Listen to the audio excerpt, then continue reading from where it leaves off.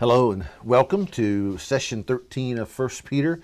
Welcome David back. Got a week off. Had Got a good time. nice trip. Got to see some cool scenery. Yep. And it was a little cooler too. It was. It was. 57 in the morning is a little different than 80. You bet. So we're back on the veranda today, and in an attempt to make it feel more realistic of that we're actually outside, evidently I have brought in some real gnats. So if you see David and I swatting at something or reacting to something that apparently is not there, we may be. It may be, but there's a gnat yeah. or two that I can't seem to get rid of. So those nasty floaters. yeah, well, you're right. Yeah. So anyway, just in our attempt to be incredibly professional and well polished, just thought I'd share that with you guys. So we are looking at a passage of scripture now. We're nearing the end of First Peter. We're going to do sessions 13, 14, 15. I thought I had 18 sessions, and then I realized just 15. And then for those of you on YouTube, we're going to go ahead and just go on to Second Peter and do that. And so in our Wednesday studies with the folks that are coming into church, we're going to start August 24th, a new study, and it is going to be difficult, if not impossible, for us to do online because it involves discussion, it involves activities, different things like that. So what I'm planning to do then is to go ahead and do study in 2 Peter. We'll go ahead and put that on YouTube and try to carry that through somewhere in mid-November. And then in November, December, we'll probably take a break for a little while from YouTube, and then get through the holidays and all of that. And then in January, we'll fire back up a new Bible study, and we'll get everybody back on the same page, perhaps. But in the meantime, we are in chapter 4. We're starting with verses 12 through 19. And if you've got your outlines, you can kind of follow along. And you notice it's not really outline form this time. And I'm not really sure why. It seems like sometimes, David, some lessons just lend themselves to an A, B, C kind of thing. Yeah, last week sure did. Yeah, but this one was a little tougher. So it's a little bit more conversational and just even the way that I wrote it here. So let us go ahead. We'll read it here, or attempt to. And I've got my small print Bible. So, David, if I start struggling, you may have to step in. I can do it. All right, and I really should lean back. So here we go. Verse 12 says, "Beloved, do not be surprised at the fiery ordeal among you, which comes upon you as your testing, as though some strange thing were happening to you. But to the degree that you share the sufferings of Christ, keep on rejoicing, so that they also, at the revelation of his glory, you may rejoice with exultation. If you are reviled for the name of Christ, you are blessed, because the Spirit of glory and God rests on you. Make sure that none of you suffer as a murderer, or thief, or evildoer, or a troublesome meddler.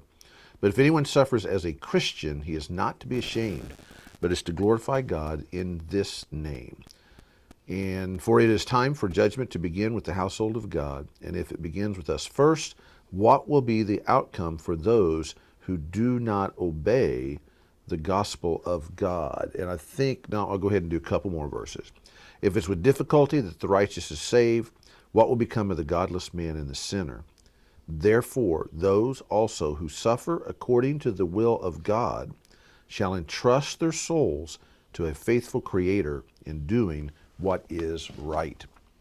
Okay, so just the opening paragraph that I put is not really a news flash, but I get the sense or feel like that there is a group of believers in this day and age, and I'm not so sure that I'm not kind of in that group to some degree, that have been surprised by some of the turns of the last decade and some of the pressures and persecutions that many believers, even here in the United States, have faced. How that has transferred in various ways. Right, and I, you think of court cases and lawsuits and different, and now with social media, how many Christians are mocked and scorned and such on social media in that sense.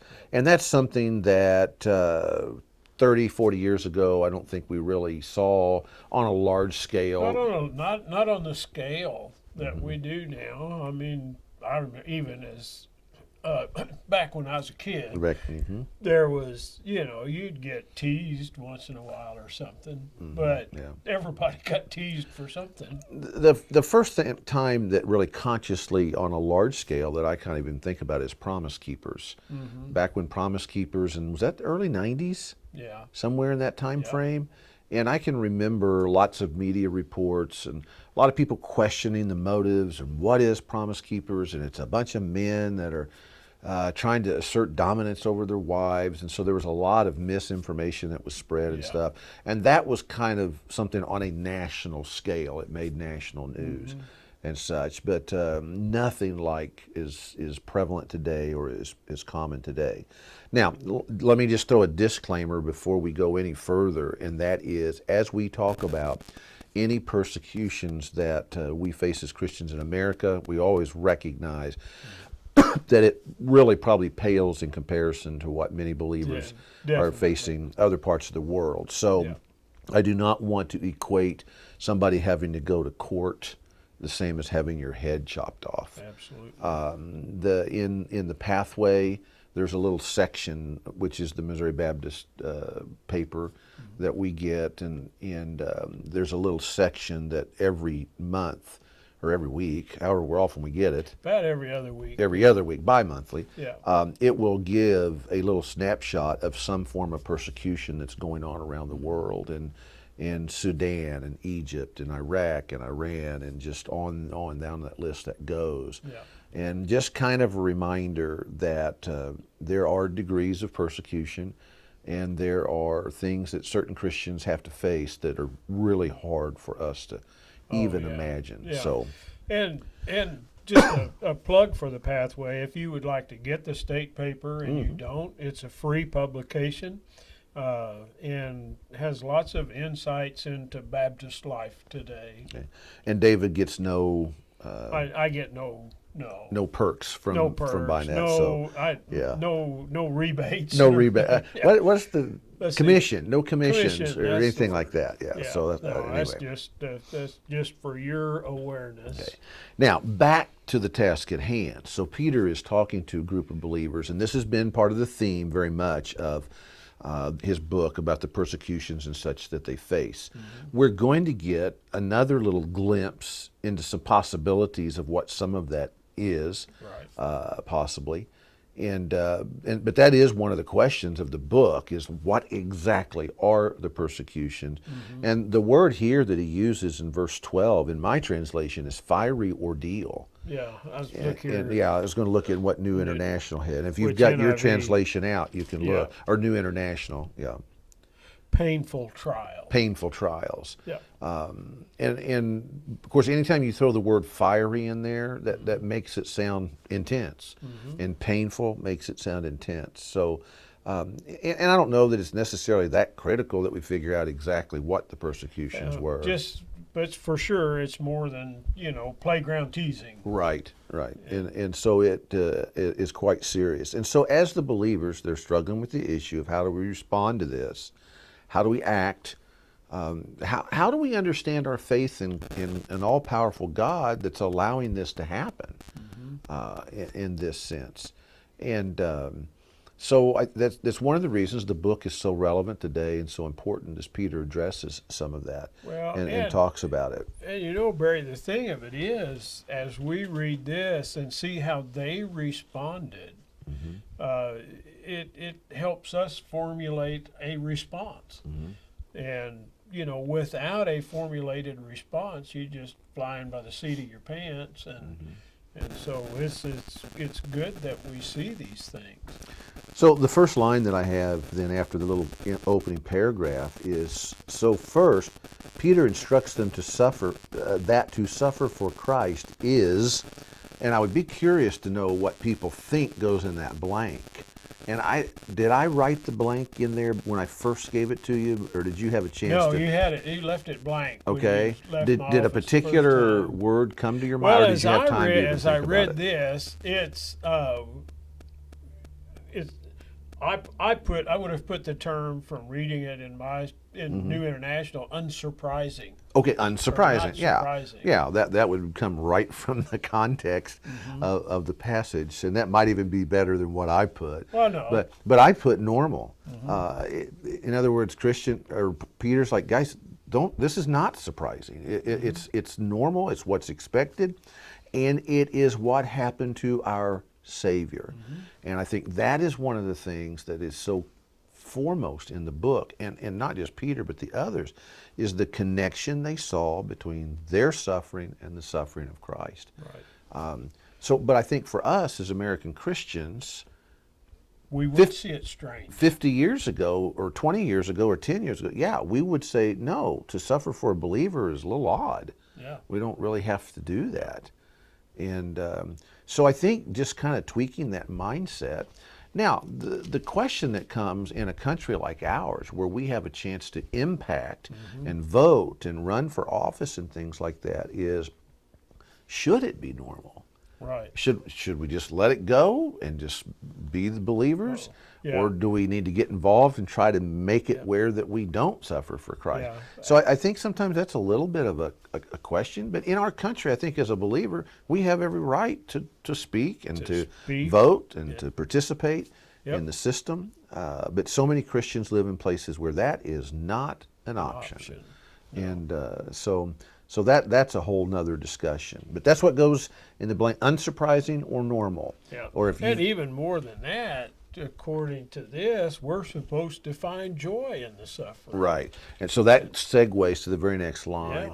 And I have, hopefully most of you have not heard this discussion we're about to go into, because it's a math discussion. Oh, I haven't. Yeah, so so David's like, oh my gosh, this is one of the drawbacks of having a former math teacher teaching you scripture, because Yeah. anytime he gets a chance to jump on a math illustration, he's going to do it. Yeah.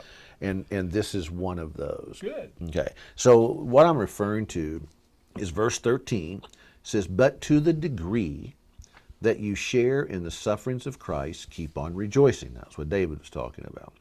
So that also at his revelation of his glory, you may rejoice with exultation.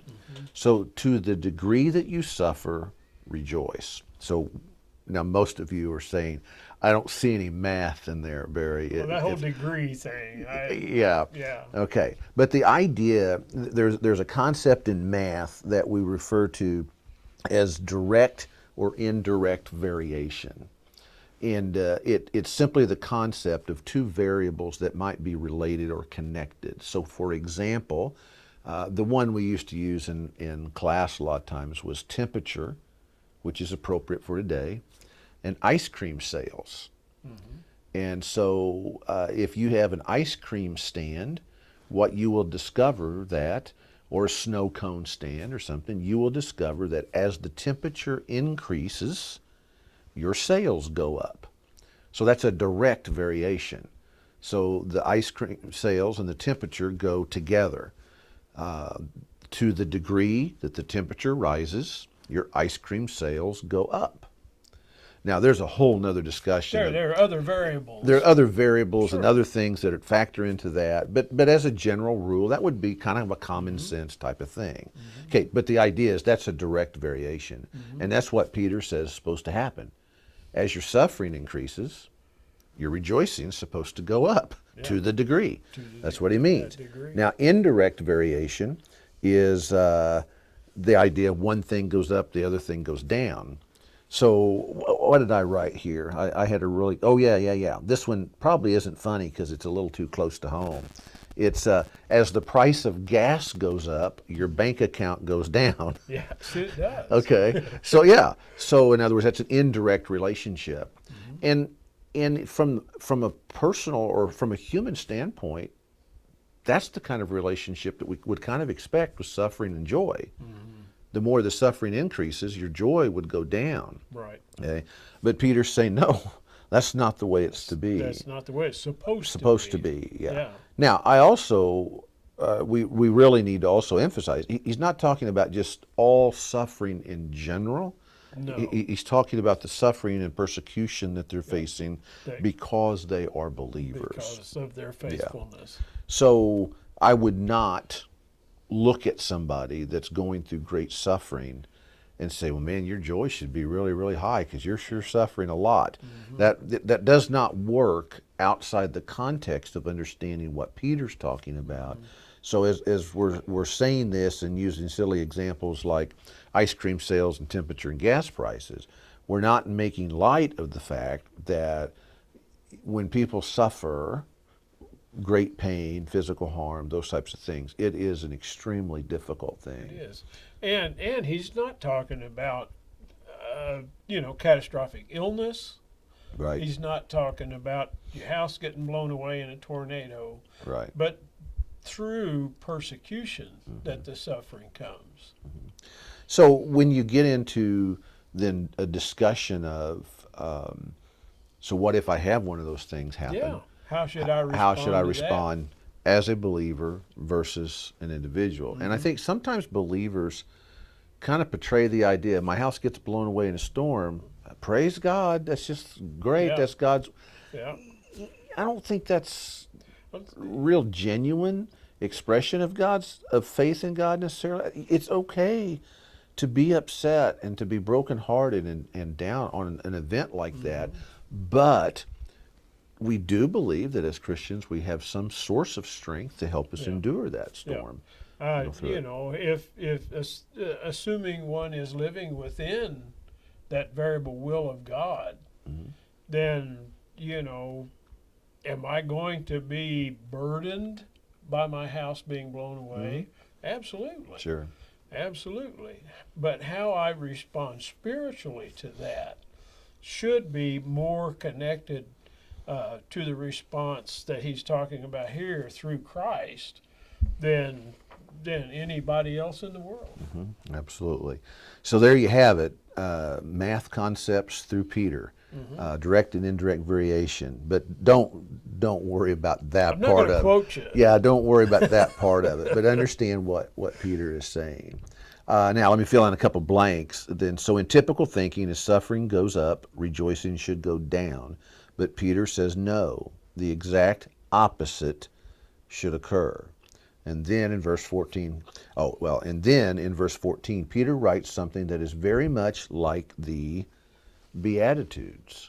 I feel like that kind of has the same flavor or feel when he talks about you are blessed because the Spirit of God and glory rests on you.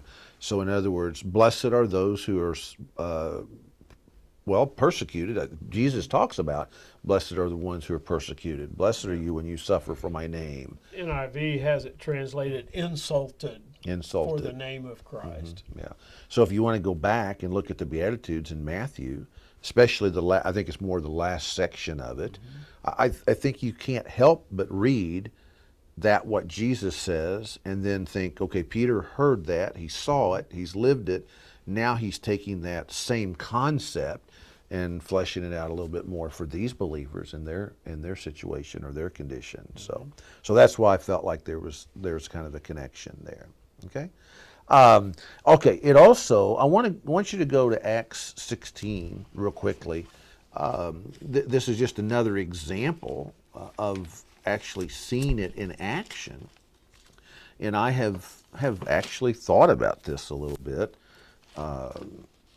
Probably more for a just a intellectual I shouldn't say intellectual exercise. That's not really what I mean. But thinking about it in terms of how would I respond if I were in this situation? Would I be able to do what Peter is talking about? But in Acts chapter 16, this is when Paul and Silas were in prison. And what verses are we looking at here? 22 through 30. And I'm not going to read the whole thing, but there's one little line in it. But so Paul and Silas are in prison. They're in stocks, which I don't know whether that just means their feet and hands. I don't know what the situation is. Prison in that situation is not Club Med by any means. It's pretty difficult, and they're there with other prisoners at midnight. Now, if you're familiar with the story, you already know what I'm going to say. What were they doing while they were in prison? They were praising and singing. And how is it actually worded? Verse 25, but about midnight, Paul and Silas were praying and singing hymns of praise to God. And the next line is really fascinating to me. And the prisoners were listening to them. And there was the other prisoners. I mean, there had to be prisoners laying next to those guys in stocks in the jail cell thinking, what is wrong with these guys? Yeah. You know, and you talk about, though, like, why are they doing that? What does that mean? And so you can certainly see how Paul and Silas's reaction to being placed in prison is making an incredible impact on the prisoners. Yeah. And then in the rest of the story, eventually the jailer himself and his Yeah. family. Yeah. How we respond to circumstances is critical. So all the times you spent in jail, did you sing and pray at midnight? I don't remember exactly Don't remember how it. that went. Yeah, Having, I was only threatened with it once. Once, yeah. But I thought about if I were really thrown in prison for my faith, we passed the law, we're rounding up all the pastors, throwing them in jail. You know, how would I really actually respond to that? Yep. You know, would I find that kind of strength and have the kind of faith in which say, yeah, Lord, I'm going to praise you in this. Yep. Even And though we I'm have here. seen literally some of that through this last couple of years, when the California pastors threatened with that, Texas pastors threatened with that. Canada. Canadian pastors more than threatened. But, Canadian pastor I saw where he just won a lawsuit yeah. on that, and the state or the county or the province or whatever was instructed to pay back some major expenses and all that. Now whether that'll ever happen, I don't know. Right. But and that was, I mean, a lot of pastors through these last couple of years had been threatened with that kind of thing. Okay. So for the average believer, typical believer in the United States, that's not really still something we are typically going to think. I think it would be hard for us to say, okay, 10, 15 years from now, there's going to be a bunch of us thrown in prison because we're believers. I think that would still be hard to wrap our mind around. Yep. But I also think that a lot of us say, okay, if things keep going the same direction they are over a long period of time, It's within the realm of the possibility. landscape will look quite different in that. Okay, but Paul and Silas, great example of what Peter is talking about here in this particular passage. Okay, let's go ahead and look. If you are going to suffer, don't suffer for doing wrong. And we've talked about that, and I know that David has talked about the concept because it's come up 2 or 3 times. But what I want us to look is because Peter actually gives 3 or 4 examples of things that he doesn't want you to suffer for. In other words, if you're a Christian, we're looking at verse 15. Don't suffer as a murderer, a thief, an evildoer, which New International has kind of an interesting phrase there. Right. So Well, he's got New International has thief or any other kind of criminal. or any other kind, just Yeah. just kind of captures the whole Just gamut. captures the whole gamut. Yeah. But then he says, it says, or even as a meddler. And it's the word meddler then I thought was interesting. And I don't know why I tracked that down. I guess one of the commentaries must have said something about it. Yep, the one I'm reading did. Yeah, in that it's kind of an odd word. It comes from the word which is episkopos, which I have in there, which if you're familiar, you say, wait a minute, episkopos, what does that sound like? Episcopalian. Well, it's where we get the word overseer or bishop.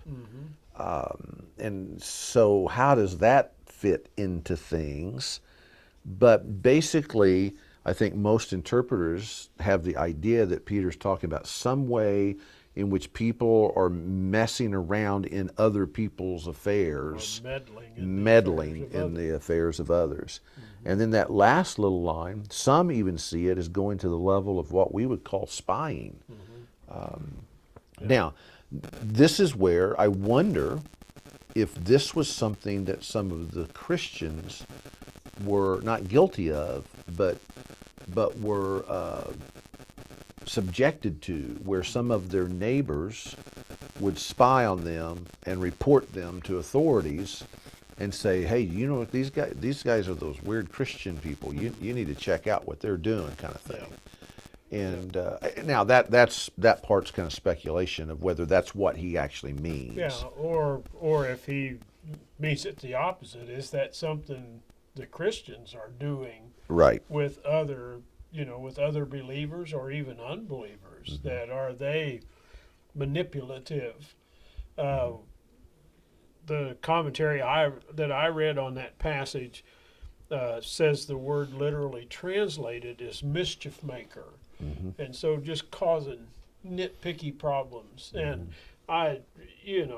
you've probably never seen that in church before. I never have. No. When a pastor comes under attack for some either perceived wrong or something somebody didn't like or something like that, where a small group or an individual begins that whole nitpicking aspect Yeah. of it. So in other words, that one of the things that's odd though is when he lists the murderer, thief, criminal, On and the then same level. yeah, is he putting those all on the same level? Yeah. And I think that may be where some people are getting that he's talking about some kind of criminal activity. But I think we would certainly say within the frame of a church that there are many other warnings about meddling in people's affairs, being a busybody, I think is way translation translates some of the things in Paul. And there's a big difference between that and being a burden bearer and sharing in the burdens of others, as in meddling in the affairs of others. Right. Okay. Verse 16 is interesting in that Peter uses the word Christian. And your first response is, well, why is that so interesting? Well, this is one of 3 times in the New Testament that the word Christian is used.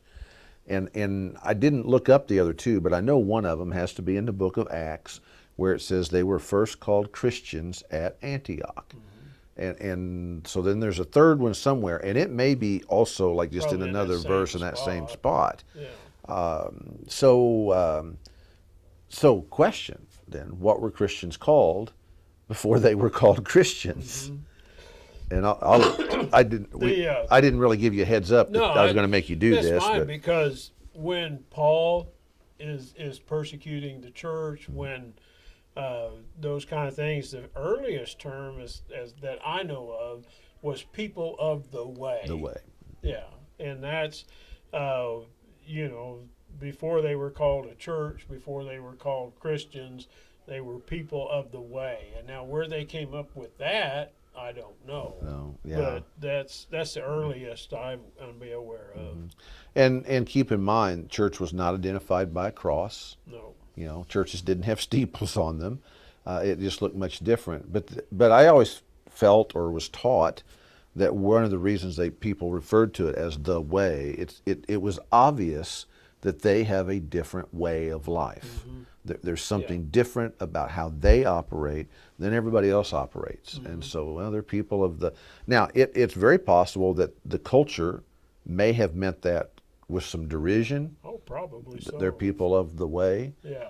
Or out of the way. Out of the way or way whatever. out. Yeah, way out there. Yeah. There's some really interesting graffiti in different places in Europe. But it doesn't date all the way back to Bible times. I can't remember now. You can actually Google this and find, if you just put ancient Christian graffiti or anti-Christian graffiti, but where people are mocking Christianity and stuff, and they've written things and etched them on walls and whatnot. And one of the famous ones shows a donkey hanging on a cross. And I don't know if you've ever seen that picture. I'll have to show you that. Yeah. But in other words, that concept of mocking or making fun of believers is something that's just been part of the Christian experience. And so it's quite. I don't know if interesting.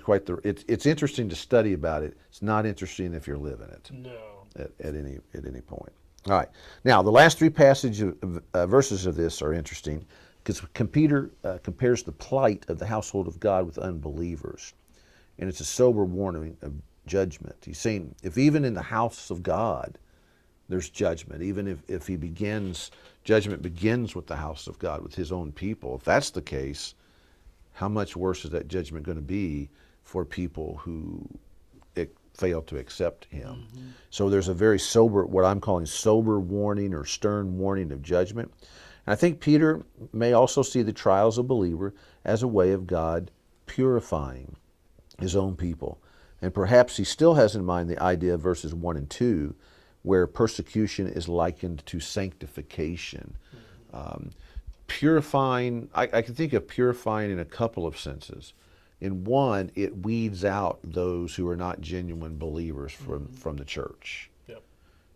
Very quickly, if persecution starts, membership goes down. Membership is going to go down. I mean, you would think. Again, we would see that as a correlation. Yeah, and typically. it did. And I it mean, would. that, Yeah. you know, anytime persecution begins, there are those who fall away, there are those who flee, and then there are those who stay.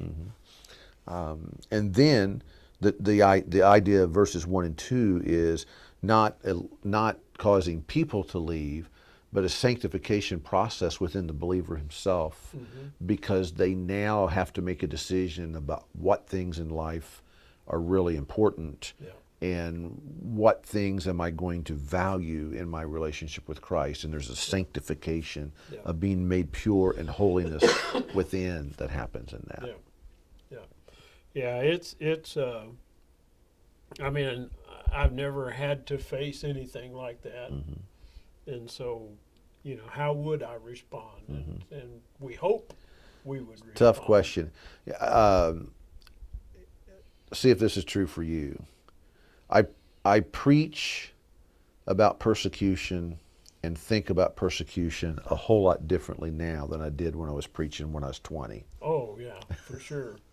Yeah. Because when I was 20, quite some time ago, that's not that long for you. Yeah, not that long, but I could preach about it thinking that it didn't really seem like a possibility of what I might face. It was a very hypothetical situation. Yeah.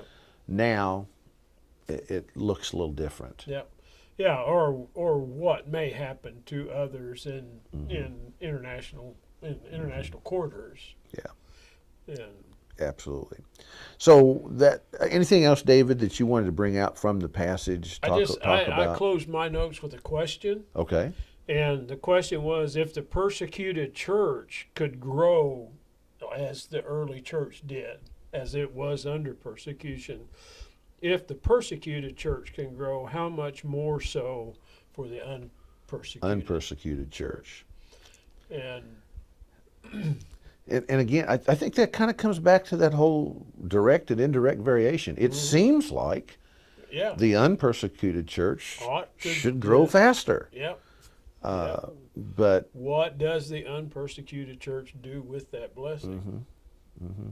So, I guess one way I would answer that, though, it did allow and has allowed the unpersecuted church has allowed us to be able to be the sending spot for a lot of missions, a lot of work in other countries. It has, however, currently there are more missionaries being sent to the United States than are being sent from. The United Okay, now say that one more time. There are more missionaries being sent to the United States than the United States is sending to other countries. And that's Christian missionaries? As far as I understand that, yeah. Okay, now see, I'm enough of a cynic that I want to see the data. Yeah. But the fact that we would even consider that being a possibility is quite remarkable. Yeah. And such, because there are some Christians in other nations that are looking at the United States and going, wow, they need help. Yeah. And well, you take, Korea, South Korea sending missionaries to the United States to basically impact and try to reach the South Korean population in the United States. In the United States. And so, I think without question, the North American mission strategies are going to have to be tweaked and take on much more of an international mission strategy Feel. within our country. And that's something, if you weren't with us, no telling when you've watched this, but sometime in August at Cedar Grove, we had the opportunity with one of the churches we partner from, or people from Bhutan, Nepali background, but from the country of Bhutan. And I made the comment that, sometimes God sends us to the world, sometimes God sends the world to us. And so it was, and these were Christian believers that came and spent a Sunday with us, and were, I think, incredible blessing. And I hope it was for our people, and I hope we were some blessing to them as well. Yeah. So, but that's a situation where Reuben, the pastor of that Bhutanese church, a Bhutanese man, trying to reach his people in United States, in some sense, he's a missionary, not sent in without traditional form. Yeah. But yet is here and preaching to that people group and trying to share the good news of Christ with them. All right, well, guys, that'll wrap it up for this session. We've got 3 more that we're going to do in 1 Peter, and then, as I said, with you guys on YouTube and Facebook, we'll go ahead and do some sessions in 2 Peter and continue that for a little while.